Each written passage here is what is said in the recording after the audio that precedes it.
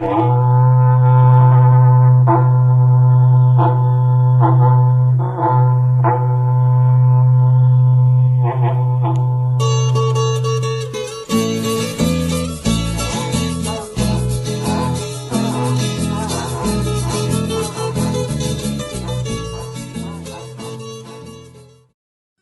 então bom dia, pessoal. O nosso grupo vai fazer a parte da cultura caipira hoje. Eu sou o Gabriel. Os demais membros do grupo são a Gabriele, a Luíse e a Paloma. Os questionamentos que o meu grupo estabeleceu foram: a fala utilizada pelos caipiras é um dialeto ou ele é um aspecto regionalista? Esse é o primeiro questionamento. Ao longo da apresentação, vocês podem ir absorvendo esse conteúdo, fazendo suas teorias, e no final a gente pode fazer um debate, a gente troca as ideias e vê o que cada um acha. De fato é um tema muito debatido. A segunda questão: dentre as características fonéticas caipiras, qual é a mais utilizada na nossa região? Essa região centro-oeste do estado de São Paulo, Bauru e região, qual característica que vocês vão ler mais para frente na nossa apresentação, das características fonéticas, qual delas é a mais utilizada, certo? E a última: quais costumes regionais da cultura caipira são as mais comuns na nossa região? Mesma coisa. Aqui no centro-oeste do estado de São Paulo, região de Bauru, quais costumes a gente tem muito aqui que é a nossa identidade como povo do interior? Isso vocês vão ver também ao longo do trabalho. Vocês também devem ter muito conhecimento de mundo para contribuir nessa parte. Sempre tem algum evento marcante, uma festa junina, por exemplo. Mas isso depois a gente debate. Bom, começando então, contextualizando o que aconteceu aqui nesse território que hoje é o território caipira, desde o descobrimento desse território. Quando chegaram os primeiros colonos vindos da Europa, nesses estados de São Paulo, Mato Grosso do Sul, Paraná, Minas, esses estados que formam o centro-oeste e sudeste do Brasil, eram habitados pelas culturas indígenas Tupi, Guarani, Caingangue, Krenak, Terena, entre muitas outras. Porém, como a gente já sabe, a gente já viu isso, com a chegada desses colonos, dos exploradores, essas populações foram, assim, em grande parte dizimadas tanto por conflitos armados, foram escravizadas mesmo para servirem como mão de obra de exploração, ou até as doenças que os europeus tinham, que eram desconhecidas pelo organismo indígenas, eles não tinham potência essas doenças, então eles acabavam sofrendo dizimação em massa ali por conta dessas vírus e bactérias que não eram naturais no Brasil. A pequena parcela que sobreviveu a esse primeiro contato, que não foi assumida dentro da sociedade como mão de obra escrava ou como uma população periférica, tendo que fugir, colocada pelas próprias autoridades da época, menores, assim, pequenos, que hoje a gente conhece como reservas indígenas. Territórios, assim, geralmente inférteis ou que não tinha nenhum recurso importante, então a coroa não tinha, assim, naquele território, essas populações indígenas lá. Um pouco sobre o contato, mais um pouco sobre o primeiro contato entre indígenas e exploradores europeus. Principalmente aqui na nossa região sudeste, grande miscigenação entre esses povos. A gente ter a tradição que acabou vindo dos indígenas, que a gente também vai ver mais pra frente, muito costume, muita influência culinária deles, reflete muito na nossa vida. Comum, como a gente colocou aqui, a gente tem uma cultura com traços europeus, assim, a nossa língua é 80% europeia, a forma como a gente se veste, vestido, nossa música, que geralmente é uma moda de viola aqui no interior, sendo uma tradição trazida dos europeus, tem esses costumes dos povos indígenas. Todo dia, por exemplo, não é um costume europeu, indígena, que era o banho no rio mesmo, dia. A alimentação que foi algo que foi incorporado pela cultura europeia, foi a alimentação. Aqui, quando eles chegaram, não tinha os grãos e plantas mais que tinham naquele tempo. Então, tiveram que incorporar muita coisa daqui, por exemplo, mandioca, tipos de milho, só existia aqui nessa região. Isso acabou dando na área dos povos indígenas. A colonização desse território que ia além do litoral, que adentrava no interior dessas terras desconhecidas, colonos europeus acabavam ouvindo as histórias dessa terra nova e vinham à procura de oportunidades. Muitas vezes acontecia das autoridades contratarem exploradores profissionais, que hoje em dia a gente conhece como bandeirantes, conseguiam fazer um mapeamento, onde tinha recursos valiosos, onde tinha jazidas, bosques de madeira para construção de civilização que estava vendo ali. Também estabelecer esses primeiros contatos com os indígenas, que nem sempre eram pacíficos, precisavam de exploradores profissionais que pudessem lidar, aspas, com o que der e vier. Eles tinham que estar sempre preparados para lidar com a natureza, que era hostil a eles, né? Eles não estavam acostumados, com os povos nativos, que também às vezes eram agressivos, e ao mesmo tempo eles precisavam achar riquezas nessa nova terra. Por isso os bandeirantes eram tão importantes nessa época. Bom, um pouco mais sobre os bandeirantes. Nessa época, a vida aqui na região paulistana era bem precária. Era geralmente, assim, poucas vilas mais próximas do litoral, e no interior eles raramente faziam assentamentos ainda nessa época. Eles, de fato, eram uma cultura nômade. Eles iam de tempos em tempos, eles migravam pelos territórios, fazendo mapeamento, exploração, reconhecimento ali daquela terra, aproveitavam um pouco dos recursos e logo se mudavam para outra terra, que também fosse próspera. Novamente faziam mapeamento, os contatos com quaisquer indígenas que habitavam ali, e assim eles iam, como nômades, até conseguirem ou finalizar o contrato deles, ou às vezes também acontecia deles se assentarem e criarem raízes ali nesse território. Eles construíam suas casas, viravam uma pequena vila e acabavam se estabelecendo. Foram eles que ignoraram o Tratado de Tordesilhas, que foi aquele primeiro tratado que dividia as terras do Novo Mundo entre o Império Português e o Império Espanhol, que eles acabaram indo invadindo e tomando as terras do interior cada vez mais para o Império Português. Assim, eles iam descobrindo, entre aspas, essas terras e mapeando como se fossem portuguesas. Por isso, era esse papel fundamental na formação do Brasil como a gente conhece hoje. A missão dos bandeirantes, como já mencionei, era fazer principalmente mapeamento e reconhecimento das terras, onde tinham os recursos mais importantes, mais requisitados naquele momento, onde também tinham as tribos indígenas, as populações indígenas, que podiam ser perigosas ou que podiam ser exploradas, dominadas para se tornarem escravos. Infelizmente, eles acabaram sendo responsáveis pela maior parte do extermínio que aconteceu dessa população indígena. Eram eles que faziam os primeiros contatos, então às vezes não era um contato muito amistoso, já que eles eram uma cultura estrangeira, eles eram forasteiros invadindo as terras indígenas, os indígenas reagiam. Então, às vezes, esses contatos acabavam no grande extermínio da população indígena, já que os europeus estavam mais bem armados, eles já tinham pólvora.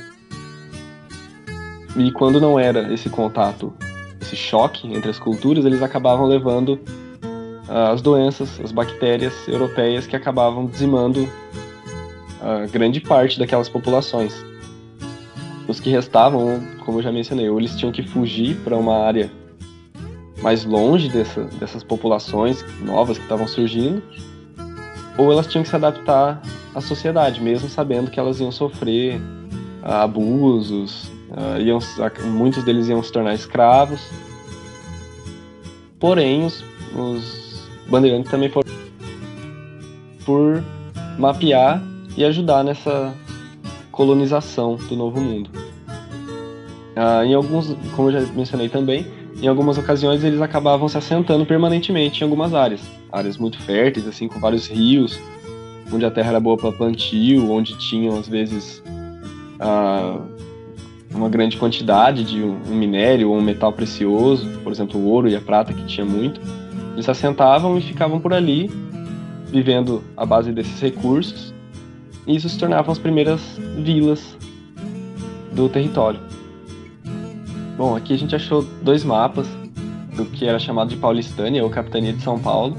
No início do descobrimento ainda, vocês podem ver que São Paulo e Minas de Ouro eram uma região só. Então, São Paulo, Mato Grosso, Minas Gerais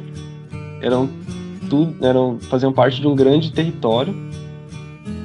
E só depois, como vocês podem ver na imagem do lado direito, que aconteceu um mapeamento melhor e foi dividido de fato em estados. Ainda assim não é como a gente conhece hoje, mas ali vocês já podem ver que já surgiu o estado de Goiás, o estado de Mato Grosso, Minas Gerais e São Paulo foram divididos, não eram mais um estado grandão, se tornaram 2 estados menores.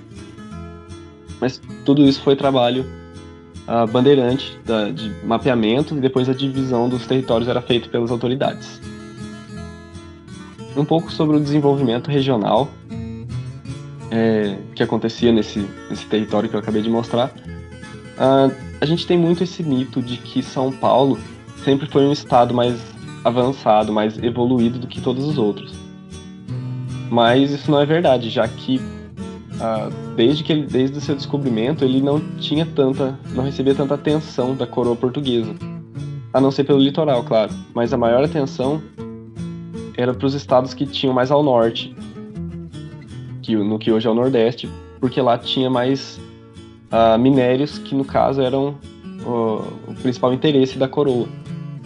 Então, por muito tempo, o estado de São Paulo ele ficou como secundário. Ele não tinha essa atenção tão grande da coroa e não era um estado tão desenvolvido assim. A gente até colocou aqui que no início do século XVII, São Paulo era muito menos desenvolvido do que seus vizinhos, por exemplo. Ele não tinha uma grande população física, era apenas ou a população indígena ou era a população bandeirante, que também não era fixa, ela era uma população nômade até esse momento. O grande expansionismo, o grande avanço do Estado só foi acontecendo graças a essas populações bandeirantes e colonos que vinham à procura dessas terras férteis para plantio e para estabelecimento de novos assentamentos. Apenas no início do século XVIII que a cidade de São Paulo ganhou seus primeiros materiais importados, que vinham ou do Reino de Portugal mesmo, ou das Índias. Também foi nessa época que os primeiros escravos começaram a ser trazidos da África. E tudo isso era comprado com dinheiro que era obtido da própria exploração do território. Eles usavam para, não digo enriquecer, mas para estabelecer mesmo uma civilização europeia, entre aspas. Foi então que o Estado começou a se desenvolver mais. O que antes eram pequenos assentamentos que colonos ou que os próprios bandeirantes ocasionalmente formavam, começaram a se tornar vilas e de fato comunidades, mas elas eram mais afastadas do litoral e da capital, que no caso era conhecida apenas como Vila de São Paulo. Aqui temos uma imagem, essa no caso era a Vila de São Paulo, o que hoje é a nossa grande metrópole. Na época era só uma vila, ela não era um grande centro urbano, não tinham milhares e milhares de pessoas morando lá. Um pouco agora sobre a cultura do compadrio. Essa foi uma cultura, uma tradição muito importante na consolidação do que hoje a gente tem como a nossa cultura, que após a formação dessas primeiras comunidades, dessas primeiras vilas, ainda a vida dos colonos era muito difícil. Eles precisavam trocar, de fato, bens entre si, a produção deles entre si, para garantir o sustento das famílias que moravam ali. Já que o comércio nesse interior, como não tinham grandes centros urbanos, o comércio não era tão avançado assim. Então, essa população pequena ainda tinha que comercializar entre si, e não eram recursos como bens materiais, móveis importados, joias, eram mais, de fato, bens de consumo. Por exemplo, tijolos de barro, própria alimentação, como grãos, carnes, eram mais esse tipo de recurso. Essa tradição de troca ela foi fundamental para o sucesso das colônias que estavam se formando aqui, dos assentamentos. pois, como eu disse, a vida era muito complicada, ela ainda era muito difícil, todos os grandes centros urbanos eram longes, eram distantes uns dos outros. E uma coisa interessante é que vários desses assentamentos tinham culturas e tradições diferentes. Por exemplo, um assentamento podia ter muito mais contato com a população indígena do que outro. Um desses assentamentos podia ter muito mais colonos que fossem portugueses, enquanto o outro podia ter mais colonos de origem estrangeira, por exemplo, espanhola, assim, que não era a cultura do império naquela época, desse território na época. Por isso, os costumes que iam ter nessas colônias iam acabar se diferenciando, e assim a produção deles era diferente. Uma cultura que tivesse mais contato com a população indígena, por exemplo, teria maior produção de milho, que era um grão muito valorizado pelos indígenas e muito consumido. Enquanto uma população que tivesse não tivesse tanto esse contato, teria mais uma produção diferente, não ia ter tanto contato com o milho, por isso não ia produzir tanto milho. Por isso essa troca entre as culturas era tão importante e garantia essa variedade no cotidiano da população. Trocas que aconteciam, né, entre as fazendas, esses assentamentos, acabou recebendo mais tarde o nome de compadrio, que é uma relação de companheirismo e, de fato, a união entre as amizades dos colonos. Até hoje a gente pode ver essas influências do compadrio em comunidades rurais tradicionais. Quem mora ou quem já visitou cidadezinhas menores no interior pode ver que as populações rurais ainda tem muito disso, essa troca entre bens. Quando um fazendeiro, por exemplo, mata um animal, um boi, por exemplo, ele sempre troca com seu vizinho a carne, enquanto o vizinho, quando for a época de colheita, ele vai dar algumas sacas de grãos, como se fosse uma troca mesmo. Embora ela seja mais informal, ela tem esse caráter informal e não seja de fato um comércio com moeda.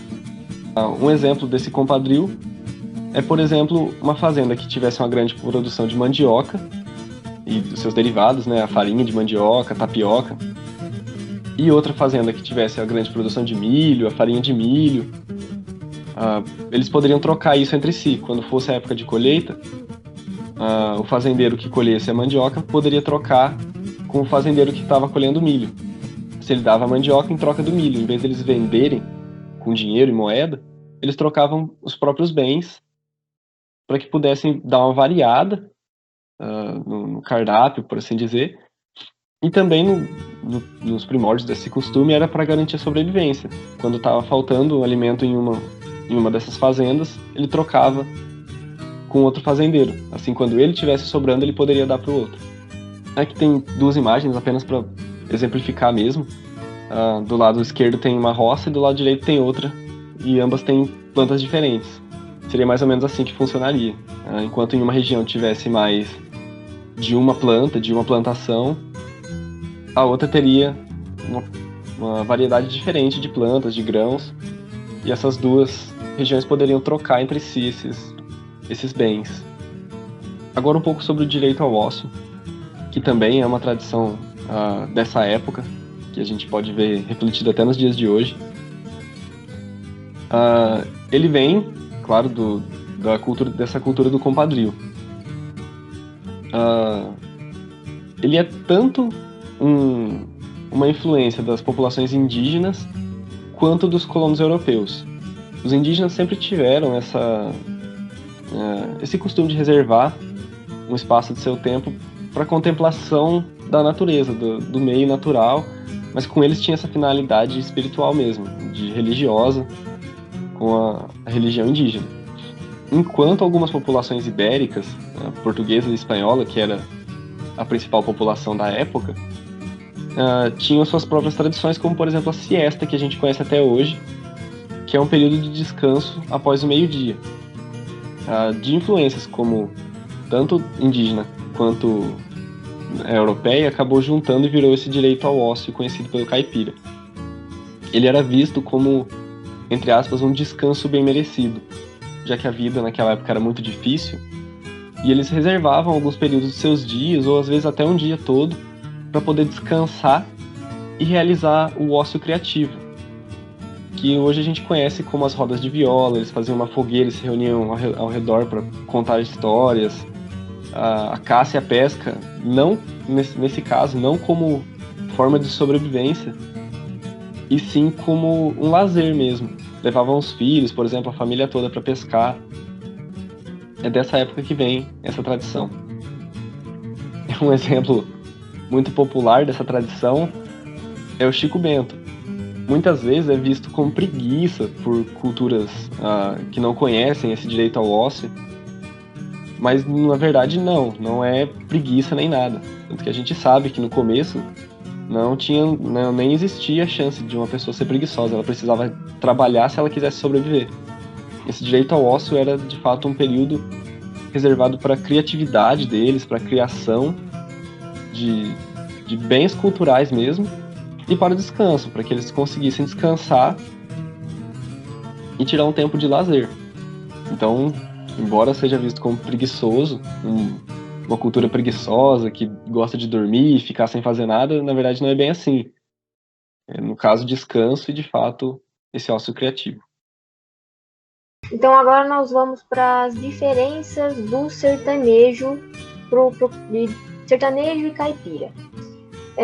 Lá no século XIX, o termo sertanejo ele passou a ter um novo significado, e se especializou devido à transformação socioeconômica, por conta do desenvolvimento da cafeicultura, da logística, da cana-de-açúcar e por aí vai. O termo sertanejo na área centro-sul da região sudeste, ele é substituído por termos como caipira, matuto e caboclo. Então agora nós vamos diferenciar sertão de caipira. O sertão ele passa a significar território com uma pouca população e sem muitos núcleos urbanos. Já o caipira, ele é o morador do meio rural. Então é importante para a gente saber diferenciar esse sertão de caipira. Existem 3 tipos de caipira. Tem o caipira caboclo, o caipira negro e o caipira branco. E cada um desses 3 tem os seus descendentes. O caboclo, o descendente do caboclo, ele é o índio catequizado pelos jesuítas. O do negro são os escravos. E o do branco são os bandeirantes, sendo uma nobreza decaída, que ainda eles têm pequenas propriedades. Nós vamos aqui para a cultura caipira, que ela é original e está praticamente extinta, infelizmente, porque ela foi se modificando conforme o tempo, que é como nós vimos nas aulas antropológicas, de antropologia, é um fenômeno comum, né? E os estudos mostram que a cultura da classe rural brasileira, existente na cultura caipira, ela é a forma mais antiga de civilização ocidental, porque ela foi constituída desde o início da colonização. E esses termos paulista e caipira, eles eram considerados iguais, porque na região do estado de São Paulo, eles tinham os mesmos costumes. Então, por isso que eles eram considerados intercambiáveis. Do estado de São Paulo, ele é o núcleo original do nosso dialeto, do dialeto caipira. Os estigmas da cultura caipira, eles se apresentam por toda a região, principalmente em Santa Catarina, no Paraná, no Mato Grosso, em Minas Gerais, em Goiás, Tocantins e Rondônia. Aqui nós colocamos 2 Mato Grosso, mas é o Mato Grosso do Sul mesmo. E o termo caipira, ele costuma a descrever a população do interior de São Paulo, do Paraná, do Mato Grosso do Sul e de Goiás. Pode passar. O correspondente em Minas Gerais é o termo capiô. Na região Nordeste é matuto e na região Norte é o caboclo. O caipira ele é o único que possui diversas variações linguísticas com relação ao uso da norma padrão. E ele recebe muita influência da língua tupi, que era a língua dos bandeirantes. Por exemplo, a ausência de diferenciação do singular e do plural, como a gente vê aqui na palavra abá, que em tupi significa homem ou homens. E o dialeto caipira usa tanto a casa quanto as casas. E aqui a gente vai ver duas colunas que vão diferenciar a norma culta com o dialeto caipira. Eu vou pegar só algumas palavrinhas para não ficar uma coisa muito extensa. Então aqui, por exemplo, nós, que é a primeira pessoa do plural. No dialeto caipira, é nós. Alfinete, arfinete ou arfinete. Falso, farso. Essa aqui é ótima. Corinthians, que é o time, né? Corinthians. Palmeiras, que também é o time. Parmeira. Cigarro de palha. Cigarro de paia. Picadão. Fósforo. Fósforo, fósforo e fósforo. Mulher. Mulher. Homem. Homem. E por aí, e a lista é longa. Amadeu Amaral, ele escreveu uma obra intitulada O Dialeto Caipira, que foi um estudo bem profundo assim no falar caipira. Essa obra ela apresenta as características linguísticas não só que se divergem da norma padrão, mas também que se divergem de região para região. Essa obra ela foi publicada em 1920 e ela é uma obra assim, ela é vital para os estudos do dialeto no Brasil. Esse livro ele teve uma importância enorme na Semana de Arte Moderna de 1922, porque um dos pontos principais era o orgulho da arte nacional, o orgulho da obra nacional, né? A nossa linguagem. E Amaral também ele mostra a primeira descrição da variedade regional do português brasileiro, que antes não era tão visto, mas devido a essa obra, graças a essa obra, a gente pode ter uma pequena amostra, né? E Amaral também ele tinha uma visão pessimista do futuro dessa língua, né? Do dialeto caipira, que ele poderia ser condenado a desaparecer. O que realmente aconteceu, porque nós não usamos tanto quanto antes, né? Porque a gente acha feio, a gente acha, mas não, é o nosso dialeto. E aqui a gente tem algumas variações dialetais, né? Que são divididas em subdialetos. São 5. O primeiro é na região sul do estado de São Paulo, tem as regiões do Vale da Ribeira, Sorocaba, Itapeva e o norte do estado do Paraná, que ele é marcado com um E gráfico, sempre pronunciado como fônico. Assim, as palavras como quente e dente, elas possuem um E átono, pronunciado como dente, quente, e não quente, dente, como é comum no português do Brasil.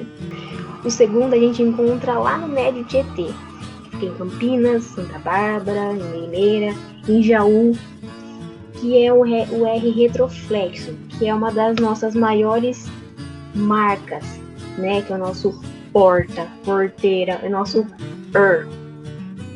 e também a não palatização dos grupos de e ti. Por exemplo, em palavras como leite, dente, a gente aqui usa leite, dente. E também é frequente a iotização do LH. Por exemplo, em milho, a gente escuta muito como milho, fio e por aí vai. O terceiro fica nas regiões norte, nordeste, noroeste, oeste, sudeste e uma parte do estado do Paraná e do Mato Grosso do Sul, que também são esses R's retroflexos, como porta, certo, a palatização dos grupos di, ti. Nas cidades mineiras, o ritmo típico do dialeto mineiro está presente. A gente até fala que os mineiros eles falam cantado. Tem essa brincadeira. O jeito mineirinho de falar. O quarto está lá na região, está no Vale do Paraíba e no litoral norte.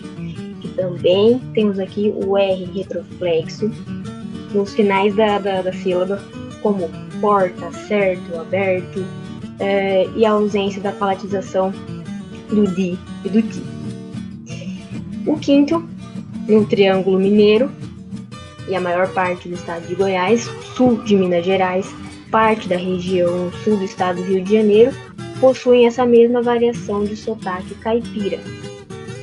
O subfalar com pronúncias tais como o grupo 3, como a gente viu, e com o ritmo típico do dialeto mineiro, o mineirinho, com elevação do tom nas sílabas tônicas, com R's retroflexos. De novo, aqui nós temos os R's retroflexos nos finais da sílaba, como porta, certo, aberto, porteira, e além também da palatização dos grupos di e ti. E aqui a gente vai às características fônicas.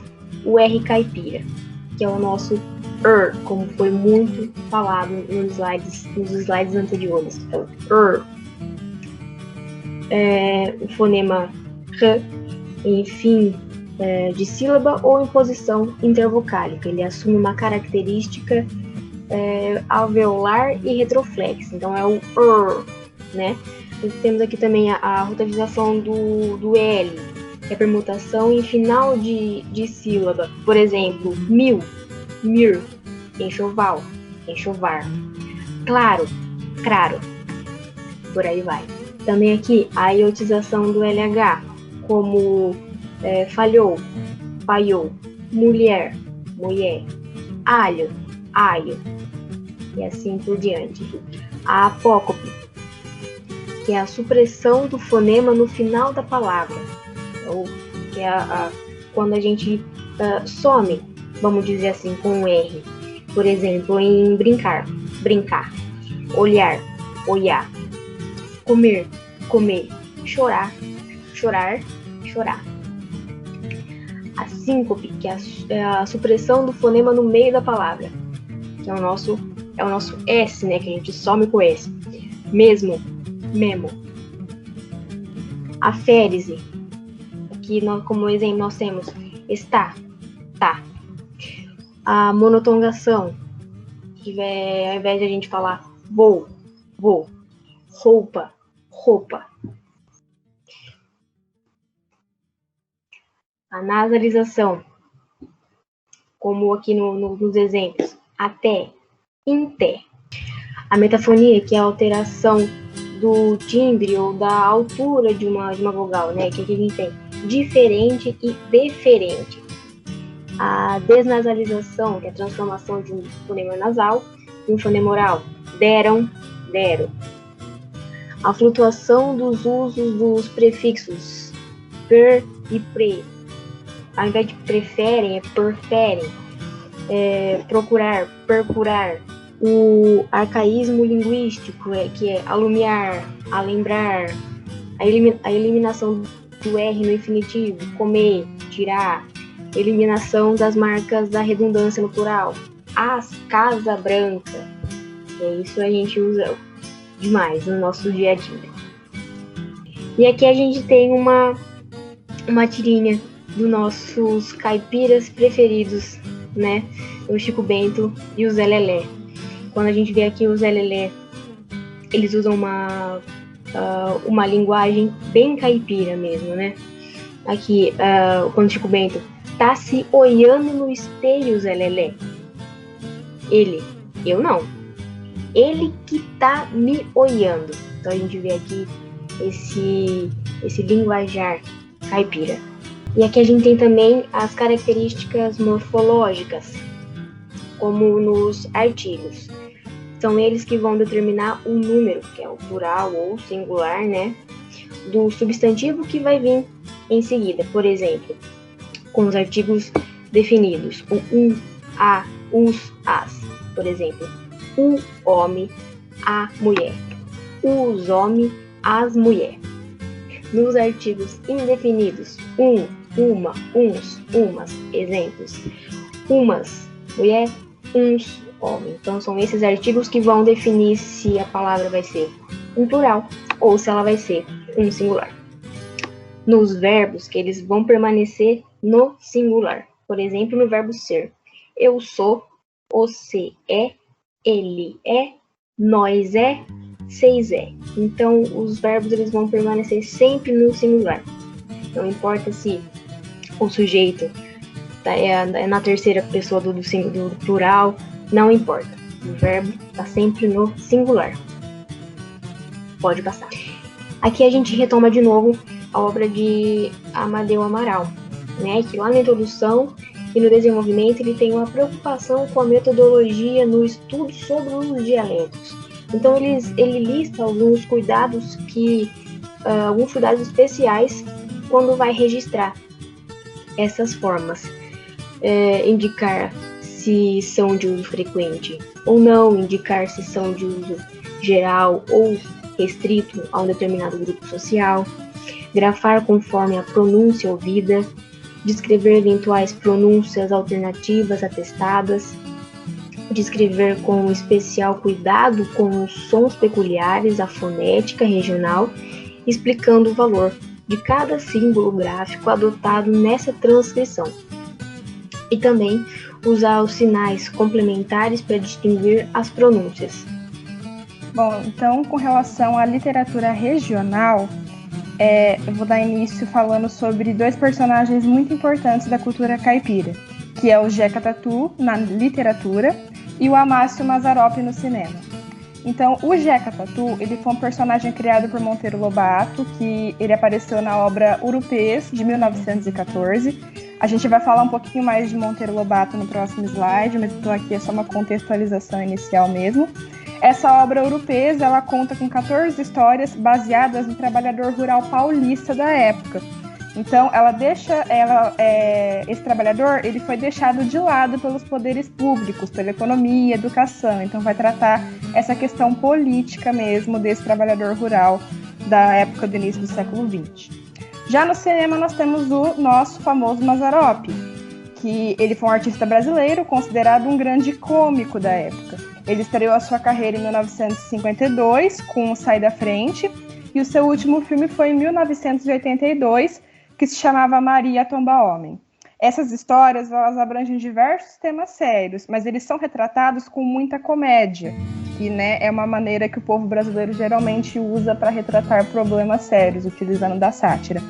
Então, temas como exemplo que sempre apareciam: o racismo, a política, a religião, a natureza. Então, ele utilizava de coisas sérias, mas sempre utilizando de sátiras e um tom muito cômico mesmo para retratar as suas obras, até para conseguir atingir um público maior mesmo na época. Então, tratando agora sobre Monteiro Lobato, que é possivelmente um dos maiores escritores aqui da nossa região. José Renato Monteiro Lobato nasceu no município de Taubaté, no interior do estado de São Paulo, em 1882. Ele era filho de José Bento Marcondes Lobato e de Olímpia Augusta Monteiro Lobato, e ele se apaixonou pelos livros, pela literatura ainda na infância. Então, em 1914, como eu já mencionei, ele publicou seus primeiros contos e artigos no Jornal do Estado de São Paulo, como Contra o Pez e Velha Praga, os quais fizeram parte de sua primeira obra, como eu também já mencionei, a Urupês. Em 1917, o Lobato ele edita, então, a sua primeira coletânea de contos, que é essa Urupês, aonde ele vai mencionar o Jeca Tatu, que é um dos personagens mais famosos que ele criou depois do Sítio do Pica-Pau Amarelo. Nessa obra, Monteiro Lobato ele faz uma crítica ao caboclo que vivia nas fazendas de café do interior de São Paulo. Como a gente já viu, caboclos são os descendentes de índio, causando incêndios e destruindo a Mata Atlântica da região do Vale da Paraíba, cultivo de café e outros produtos. Então, o Jeca Tatu ele é retratado nas obras de Lobato como sendo um parasita que incendeia a terra. Com certa dose de sarcasmo, o autor procura traçar o perfil caricatural do povo brasileiro, enfatiza o caráter nacionalista e o seu engajamento social, sobretudo no qual se refere aos problemas e ao desenvolvimento do Brasil. Então, apesar do Monteiro Lobato ele ter as questões racistas, que nós já estudamos também na literatura infanto-juvenil, ele tem esse personagem do Jeca Tatu, que ele utiliza mesmo como uma sátira para tratar sobre o caipira da época. Outro escritor muito importante da nossa região é Carlos Drummond de Andrade. Ele nasceu em 31 de outubro de 1902, então ele é um pouquinho depois de Monteiro Lobato, em Itabira, no interior de Minas Gerais. Então, Monteiro Lobato é do interior de São Paulo e Carlos Drummond do interior de Minas. Desde pequeno, ele demonstrou um grande interesse pelas palavras e pela literatura. Ele se formou inicialmente em farmácia, mas ele nunca chegou a exercer a profissão. Ele foi redator-chefe do Diário de Minas. Ele escreveu poesia, prosa e principalmente literatura infantil, em uma obra marcada por referências à vida mineira, que era justamente a vida que ele estava acostumado. Itabira, que é a cidade que ele nasceu, está presente em grande parte de sua obra, e a cidade hoje abriga um memorial em sua homenagem. O Drummond ele consagrou-se como um dos maiores escritores da literatura brasileira, fazendo parte da segunda geração modernista. Então, como eu disse, ele veio um pouquinho depois do Monteiro Lobato. Muitos dos seus poemas são conhecidos mundialmente. Algumas das suas principais obras são O Sentimento do Mundo, A Rosa do Povo, Claro Enigma e As Impurezas do Branco. Entrando agora, então, na parte de aspectos da cultura e tradições, celebrações da cultura brasileira. Vamos iniciar, então, falando sobre as celebrações caipiras. Acho que provavelmente a principal celebração caipira que é conhecida no Brasil todo é a festa junina. Então, 12 de junho, que é a véspera do dia de Santo Antônio, até 29 de junho, que é o dia de São Pedro, é o período onde ocorrem as festas juninas. É claro que hoje isso já foi bem adaptado, então o mês de junho inteiro e o mês de julho também, a gente tem hoje festas julinas até, acabam sendo o período das festividades dessa época do ano. Só que o período oficial mesmo dela é entre 12 de junho e 29 de junho, justamente por conta dos dias dos santos. Então, por exemplo, o 23 e 24 de junho é o dia de São João. 29 de junho é dia de São Pedro, 13 de junho é dia de Santo Antônio. Então, como ela teve início, é uma celebração que teve início na religião católica, eles vão realmente focar nos dias dos santos para que aconteçam celebrações. Então, como que são essas celebrações? Elas têm a dança da quadrilha, forró, comidas tradicionais, leilões. Essa é uma tradição, por incrível que pareça, vinda de Portugal, porque eles utilizavam essas festas para comemorar a época da colheita. E isso chegou aqui no Brasil e a tradição foi mantida, foi adaptada, claro, de acordo com a nossa cultura, e é provavelmente uma das coisas mais fortes que temos hoje na nossa cultura caipira mesmo. Então aqui a gente vai começar a introduzir algumas fotos de acervo pessoal. Então vão aparecer aqui fotos nossas vivendo a nossa cultura, porque tanto a Luíse, quanto a Paloma, quanto o Gabriel, quanto eu, nós somos de cidades do interior, então acreditamos que seria muito de grande valia para o nosso trabalho trazer fotos de nossas experiências pessoais. Então aqui é uma foto da família da Luíse em uma festa junina na casa dela. Essa foto e a próxima também, pode passar. Como vocês podem ver, a festa junina é realizada no quintal de casa, então a gente sai do ambiente rural, né, da questão da fogueira, da questão do chão de terra, e a gente traz isso para o nosso ambiente urbano. Como eu falei, hoje a gente tem até festa julina, a gente adaptou muito mesmo a tradição para a nossa realidade atual. Então, é um quintal de uma casa, com mesinha, com cadeira, as bandeirinhas prevalecem, os trajes típicos prevalecem, mas algumas mudanças ocorreram. Continuando, então, falando sobre as celebrações caipiras, nós temos também a Folia de Reis, que também é muito importante para a nossa cultura. Então, a origem dela é portuguesa e espanhola, e provavelmente foi trazida para o Brasil durante o século XIX. Ela é uma celebração da religião católica também e tem o intuito de comemorar a visita dos 3 reis magos, o Gaspar, Melchior ou Belchior, dependendo da região, e Baltazar. A visita que eles fizeram ao menino Jesus na época de seu nascimento. Então, essa celebração ela dura 12 dias e vai de 24 de dezembro, que é a véspera do nascimento de Jesus, até 6 de janeiro, que é a data na qual os reis magos chegam a Belém. Então, esse é o período da festividade da Folia de Reis. Então, o que acontece nessa festa? Os grupos eles saem caminhadas pelas ruas, levando as bênçãos do menino Jesus para o povo. Então, é uma folia rural e também uma folia urbana, assim como a festa junina. Ela teve a origem no ambiente rural, mas ela foi adaptada para o ambiente urbano.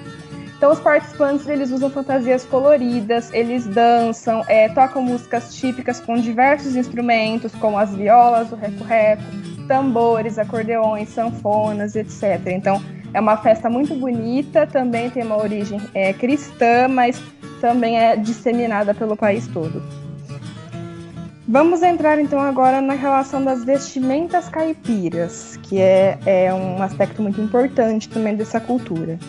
Então, só desmistificando um fato, né, que muitos acreditam que, principalmente em festas juninas, a gente vê muito isso acontecendo, as roupas de festas juninas, elas são desgastadas, elas são velhas e rasgadas propositalmente. Não é bem assim. O homem do campo, ele veste a sua melhor roupa para ir às festas. E os remendos são feitos na roupa usada para o trabalho duro no campo, onde muitas vezes o tecido se rasga e é preciso remendar justamente pelo uso excessivo daquela roupa. Antigamente não se comprava roupas com a mesma facilidade que hoje. O tecido era caro, era difícil ir para a cidade, o dinheiro da colheita era muito escasso, então era muito mais complicado se comprar roupa. Então era geralmente 1 ou 2 vezes por ano. Então os tecidos eles vinham em fardos mesmo, muitas vezes comprados de viajantes, a pessoa nem chegava a ir até a cidade para comprar, que eram os chamados mascates, e com esse mesmo tecido se confeccionava as roupas para toda a família. Então a mesma família tinha a mesma estampa de roupa, menino, menina, mãe, pai, vó, avô, e estava tudo certo. E é muito comum, então, encontrarmos em fotografias antigas todos os filhos de um casal com as roupas iguaizinhas mesmo, todo mundo com o mesmo tipo de roupa. Então, o traje de festa caipira, ele era feito especificamente para a festa e ele era repetido muitas vezes. Então, tinha a roupa de festa, que era aquela roupa que o caipira ele iria utilizar para todos os eventos festivos que ele fosse. E ela tinha que durar muito tempo e passava de irmão para irmão.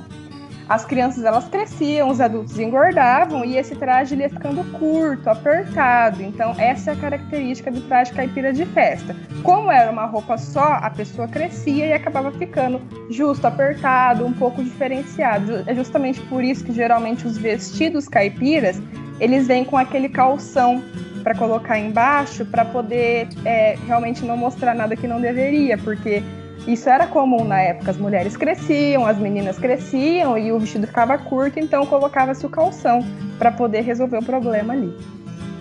Os chapéus, também um elemento muito cultural.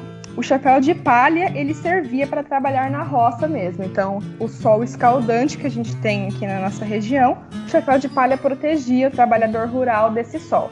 E o de feltro, ou o chapéu panamá, que é aquele branquinho com aquela faixinha preta, ele era usado para ir à missa, para o passeio. Então ele era um chapéu que o caipira não usava no dia a dia dele, ele usava em ocasiões especiais. E era um sinal de respeito tirar o chapéu ao chegar em algum lugar e ao cumprimentar as pessoas. É por isso que na festa, na quadrilha, o caipira usa o chapéu no momento da festa e tira na hora do cumprimento das damas, né? Porque isso é um sinal de respeito. Então, aqui só para ilustrar as diferenças das vestimentas, nós temos então aqui do lado esquerdo a vestimenta dos bandeirantes, que eram os descendentes europeus, então umas roupas um pouco mais sofisticadas, muito mais fechadas, né? Com botas e calças mais modernas, uns chapéus diferenciados. E do lado direito, o caipira, então, com as suas roupas com tecidos mais leves, mais finos, justamente porque eram tecidos mais baratos. Ainda ilustrando aqui mais uma foto dos bandeirantes, com as suas jaquetas, jalecos bem chiques, bem elaborados, de tecidos que a gente pode ver que são mais grossos, que é cultural mesmo da Europa. E o caipira, por outro lado, com a sua roupinha mais simples, a sua calça de tecido mais leve e o seu chapéu de palha pronto para um dia de serviço. Bom, nós acabamos de ver então as vestimentas caipiras, agora eu vou falar um pouquinho da moradia, e que elas são bem variadas, então as habitações podiam ou não estar próximas uma das outras, e também as distâncias eram bem variáveis, e o que acontecia é que formava pequenos povoados conhecidos como arraial, cuja porção territorial está vinculada a este agrupamento, formando uma certa unidade diferente das outras, por questão dessa grande possibilidade de moradia. As acomodações primitivas de 1713 eram representadas por um rancho, também chamado de abrigo, feito de palha sobre paredes de pau a pique e, posteriormente, casas baixas construídas de ripas amarradas com tranças de cipó. Tem algumas cidades, minha mãe é de Dois Córregos, e lá você ainda encontra grandes fazendas, você ainda encontra esse tipo de casinha de pau a pique, assim. Provavelmente não é original, mas é mantida pela própria população, assim. Eu acho que aqui em Bauru, na região de Bauru, é um pouco mais difícil de achar, mas eu sei que Dois Córregos tem. A casa caipira do século XX representa uma habitação rústica, descrita como um núcleo de um pequeno sistema de moradia. As extrações e a higiene pessoal eram realizadas fora da moradia, requerendo um sistema de bica d'água para banhos e lavagem das roupas. Isso também a gente consegue ver muito em fazendas, em ranchos mais antigos, que geralmente hoje você já tem as casas adaptadas com banheiros internos, mas você ainda tem essa questão de ter um anexo na casa só para o banheiro do lado de fora, só para o vaso sanitário, na verdade. O milho e o café eram armazenados em paiol externo, somente o arroz e o feijão eram guardados dentro das casas. Em anexo às moradias havia o fogão de lenha e o forno de barro.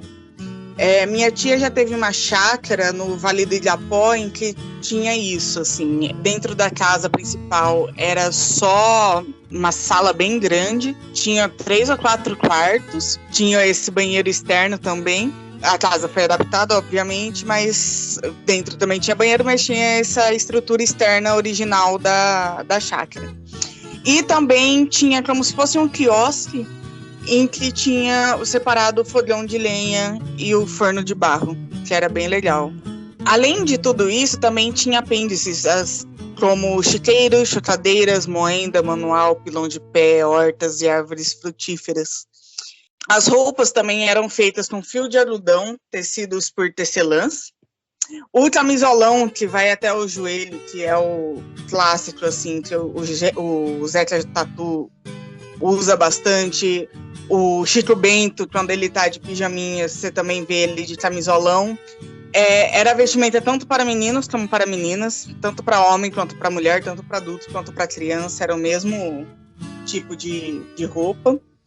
As mulheres vestiam-se com camisas e saias, e os homens com ceroulas e camisas. O caipira costuma muito andar descalço, ou com alpargata feita em casa, e passava um tempo a cachimbar e balançar nas redes. A questão de andar descalço vem também muito da influência indígena, então é bem interessante ver que uma transculturação acontece com esses pequenos atos cotidianos nossos, assim. Pessoalmente, tem amigo meu que entra na casa e ele não tira o sapato. Eu acho muito estranho ele estar, assim, às vezes no meu quarto ou na sala com um tênis. Eu acho que o máximo que eu consigo ficar em casa andando aqui dentro é com chinelo, e olhe lá. Os utensílios domésticos eram feitos em casa no início, e mais tarde eram encontrados no comércio das vilas. Tais são potes de barro, colher de pau e etc. A iluminação era proporcionada pelo candeeiro de barro ou lampião queimando azeite de mamona ou banha de porco. Isso também junta com o que o Gabriel disse lá no começo sobre essa troca entre famílias, né, sobre o compadrio, porque também não só alimento, não só o que era tirado das terras, né? Não era só alimentação ou grãos, também eram coisas. Então, se você fizesse um poste de barro e você não achou utilidade para ele, você dava para um vizinho, você dava para um familiar, porque tem essa troca mútua. Um dos aspectos aqui que a imagem mostra claramente é o fogão de lenha do artista Rui de Paula. Essa imagem, ela mostra bem isso, assim, da criançada brincando no meio das galinhas e dos pintinhos. Não sei, provavelmente não dá para ver nesse quadro, mas grande chance dessa criançada tá tudo descalça. O fogão a lenha tá no fundo já cozinhando a comida, porque fogão a lenha é bem mais demorado de fazer a comida chegar no ponto, assim, que eu acho que o que dá o gostinho especial. A panela provavelmente é de ferro. E você vê, assim, esse é um quadro típico da cozinha caipira, que também dá uma ponte legal com aquela que a gente viu na casa do Guimarães Rosa, se não me engano, assim, que é bem esse estilinho mesmo. Aqui é o mapa da cozinha tradicional paulista. Bauru tá aqui no centro-oeste paulista e tem coisas aqui que são muito comuns para todos nós, assim. Então, a torta holandesa tem bastante aqui, o café coado no pano. Inclusive, eu tenho esse coisinho, assim, para fazer a xicarazinha de café. O angu, o curau, o quentão, o buraco quente, a rosquinha de pinga, o biscoito de polvilho. Aí aqui você vê o cuscuz, o brigadeiro, o pastel de feira, Bauru, que ironicamente não está na região de Bauru, é na região de São Paulo, porque minha mãe comentou um pouco na palestra dela, mas tem esse problema com o sanduíche Bauru, porque o sanduíche não foi criado em Bauru. É que o cara responsável por criar o sanduíche, ele era de Bauru, mas na verdade ele criou, agora eu não lembro se ele criou em São Paulo, capital, ou se foi no exterior. Mas tem isso, assim, e é chamado Bauru porque era o apelido dele, e ele criou essa técnica porque ele tinha gastrite, ele tinha um problema estomacal, então ele tinha que colocar o queijo na água para derreter o queijo. Então, é bem interessante ver que o sanduíche Bauru não está na região de Bauru, né? Acontece. A culinária de São Paulo, né, do estado de São Paulo, se desenvolveu principalmente no período de povoamento da capital, entre os séculos 16 e 17. E a maioria dos pratos paulistas trazem ingredientes facilmente encontrados na terra e que caracterizam a sua identidade, com milho, mandioca, feijão, a couve e a carne de porco. A capital paulista teve uma diversificação na culinária bem grande e os bairros se dividem em diferentes heranças gastronômicas. Junto com o virada paulista, prato típico da culinária caipira, temos também costumes de herança italiana, como lanche e sanduíche de mortadela, que nós aqui a gente também pode chamar de mortandela. Durante a colonização, os primeiros bandeirantes paulistas aderiram muito dos hábitos e costumes dos índios de Piratininga, por motivos de sobrevivência. A farinha de mandioca já era parte da alimentação dos bandeirantes por resistir a longas expedições. Daí surge o virada paulista, o tutu, o feijão tropeiro. As regiões do estado também apresentam diferentes costumes. No litoral, os elementos da cultura portuguesa, como bolinhos, ensopados, são bem mais predominantes na culinária caiçara. Já no interior, a culinária tem mais traços da tradição dos bandeirantes, tropeiros e lavradores paulistas. O sociólogo Antônio Cândido também fala que esse eixo de expansão e a difusão da cultura bandeirante é chamada como paulistânia. Bem no começo, os alimentos eles eram esquentados no forno de chão na trempe, o fogão dos tropeiros, onde as panelas ficavam apoiadas em pedras em formato de triângulo ou penduradas em uma armação de 3 varas em estilo tripé por cima do forno, em que podiam ser de ferro ou de pau verde, o que às vezes era chamado de tuturuvá, não sei. E com o passar do tempo, com essa questão de misturas e transliterações e uma cultura impressa da outra e tudo mais, isso foi evoluindo até chegar no fogão a lenha, que é onde é feito a maioria, né, dos pratos tradicionais paulistanos. É também importante lembrar que alguns costumes que estão nesse mapa aqui não são originários de São Paulo, não são exatamente dos bandeirantes, mas sim foram emprestados dessas pessoas por causa de suas viagens até ao Pantanal, né, ao sul e ao norte. Então a gente tem também bastante empréstimo de outras culturas brasileiras, mas que ainda aqui em São Paulo ficou bastante forte a sua presença. Então, como por exemplo o tererê, ou tereré, né, dependendo da região do Brasil que você é, e que foi um costume herdado dos boiadeiros paulistas em suas idas e vindas ao Pantanal. Então não nasceu exatamente em São Paulo com os bandeirantes, mas foi emprestado de outros lugares. O arroz carreteiro ou arroz tropeiro também é uma receita adaptada dos tropeiros, né, dos charqueados gaúchos, que é um prato muito popular aqui em São Paulo e também no sul do Brasil. A cultura caiçara e a cultura caipira são bastante parecidas. A estrutura da casa tradicional caiçara é bem parecida com a da caipira do interior, que é feita de pau a pique, telhado de sapé de 2 águas e algumas vezes caiada. O chão também era de terra batida e os móveis também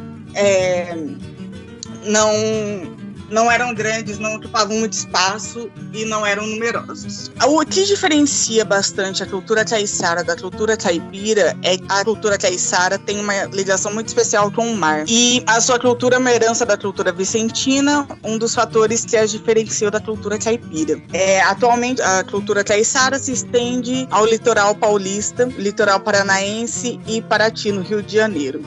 Então, aqui é uma lista dos pratos mais famosos da culinária caiçara, que é essa meta santista, o azul marinho, marisco lambi-lambi, bolinho de taioba, pirão de bagre, caldeirada de caranha e camarão com chuchu. Acho que de todos esses, o único que eu já comi foi camarão com chuchu. O resto eu desconheço todos. O forno. Como o interior paulistano era muito longe da cidade grande, o morador da roça teve que pensar em maneiras de como manter e produzir os seus alimentos. Por isso que surgiu o forno. Além de ser usado para assar os pães, também servia para preparar os assados, os pernis e os leitões. O fogão a lenha tem uma origem indígena, e que, como eu já disse, ele foi se adaptando, foi se juntando, né? Teve essa simbiose entre a sua origem indígena e a necessidade e a cultura dos bandeirantes. Ele era, né, um utensílio utilizado para preparar alimentos. Esse tipo de fogão é muito comum no estado de São Paulo e de Minas Gerais, na culinária caipira. E por conta dessas modificações, com o passar dos anos, com o passar dos séculos, ele começou a ocupar os espaços nas cozinhas. Outro elemento muito importante da nossa cultura é a moda de viola, que inclusive é a nossa música de fundo do vídeo, que as letras falam sobre a vida do homem no campo, a vida na roça, o contato com a natureza, a melancolia e a solidão, que são temas muito pertinentes para a realidade deles, porque não era uma vida fácil, era uma vida bem penosa, era muito desgastante, então eles mostravam muito isso por meio da música e por meio da arte. A origem das violas vem de Portugal, que chegaram, né, até o Brasil pelos colonizadores e eram utilizadas pelos jesuítas para a catequese dos indígenas, e os primeiros moldes, os primeiros modelos das violas eram com madeiras toscas da terra mesmo, era bem rústico, e que a gente encontra até um pouquinho, de maneira um pouco diferente, mas dá para estudar esse tipo de viola nos fados portugueses, geralmente é o mesmo tipo de equipamento. Agora alguém vai falar sobre as fotos. Aqui nós trouxemos um pouco mais de arquivos pessoais nossos.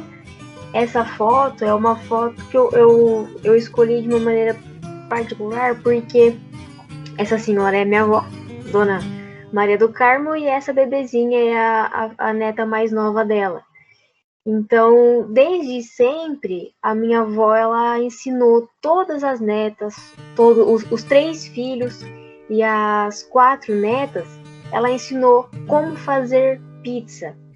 Então, é uma experiência passada de geração em geração, que a gente encontra muito no interior mesmo, né? Que a avó ensina a neta a passar roupa, a avó ensina a neta a cozinhar, o vô ensina o neto a carpir, a construir. Então é uma experiência única, sabe? Quando você tá diante de uma pessoa que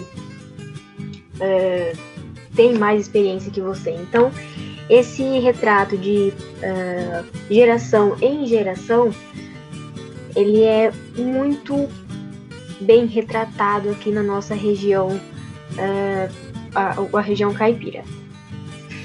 Outra também imagem que é bem típica do caipira é o meio do mato, é o estar em contato com o mato, com a terra, a gente pode ver aqui que não tem asfalto, é terra. Do lado a gente tem a cana-de-açúcar, que é muito presente no nosso território. E esses caminhos, se eu não estou enganada, eles vão para sítios, fazendas, tudo no meio do mato. Então essa imagem eu escolhi realmente para mostrar esse contato com a terra. Essa foto é uma foto da Gabi, e atrás a gente pode ver o rio Tietê, né, que é o rio que corta o estado de São Paulo inteiro. E o pessoal, eu posso falar isso por experiência própria, porque moro em Boracéia, e para atravessar, para ir para uma outra cidade, a gente precisa passar pelo rio Tietê, e a gente usa a balsa. É um transporte gratuito, então a gente usa a balsa para não ter que fazer a volta, pagar pedágio. Então, atravessar o rio Tietê com a balsa é uma experiência muito gostosa mesmo. Você você pode ver o horizonte, é bonito de ver. Então aqui a gente vê a Gabi, pequenininha, nossa pequena Gabi, uma foto que mostra o rio Tietê atrás dela. Esse também é o arquivo da Gabi, e eu garanto que pelo menos a maioria de nós já brincamos em lama. A gente já, com nossos primos, nossos amigos, a gente já se sujou de lama. Aí a nossa mãe foi lá, xingou a gente, né? Mas foi muito divertido, né? Então a Gabi também trouxe essa foto para retratar esse brincar na terra, o que muitas crianças de hoje em dia, infelizmente, não sabem o que é isso. E aqui a gente tem uma representação muito forte, nossa, religiosa, que é a Aparecida do Norte, né? Que ela é, se eu não me engano, ela é a segunda igreja maior do mundo. Se eu não me engano, posso estar enganada. Mas ela representa muito a religiosidade do povo paulista, que nós temos aí, como muitos consideram, a nossa mãezinha do céu, que é a Nossa Senhora Aparecida. E é uma igreja conhecida a mundo afora, pelo menos todos conhecem essa igreja enorme.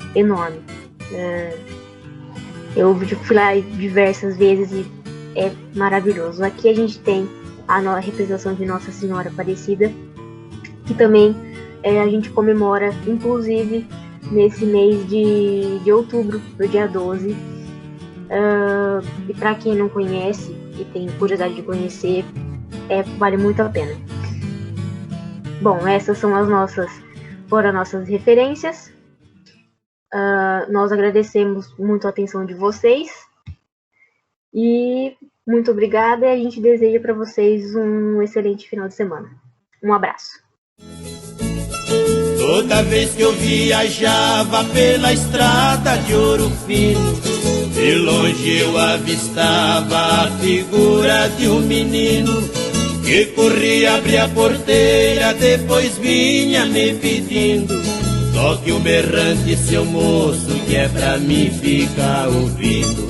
Quando a boiada passava, que a poeira ia baixando, eu jogava uma moeda, ele saía pulando.